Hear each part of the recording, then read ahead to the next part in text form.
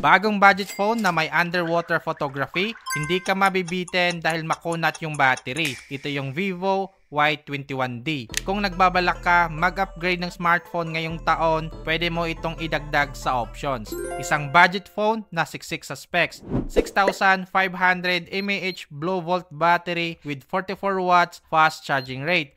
Bagay to sa mga taong batak talaga sa paggamit ng phone, makunat at hindi agad nalolobat. IP68 at IP69 dust and water resistance, kaya pwede ilubog sa tubig. Meron na nga pala itong underwater photography. Pwede ka na mag-selfie habang nasa swimming. Naka military grade shock resistance, kaya safe pa rin yung device kahit na bumagsak. Malaki yung screen at malinaw. Naka 90Hz screen refresh rate at hindi ka mabibitin sa lakas ng speaker dahil may booster ito up to 400%.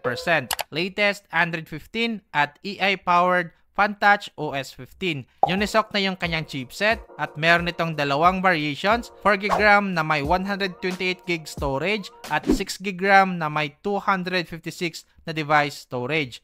Hindi ka rin bibiguin kapag usapang camera dahil 50 megapixels na yung kanyang main cam. Pwede mo pa ito isabak sa gaming, kumpleto na rin ito sa inclusions. Kaya kung trip mo yung ganitong klaseng budget phone, ilalagay ko lang yung official link ni Vivo sa yellow bag na nasa video ito. And don't forget to follow for more.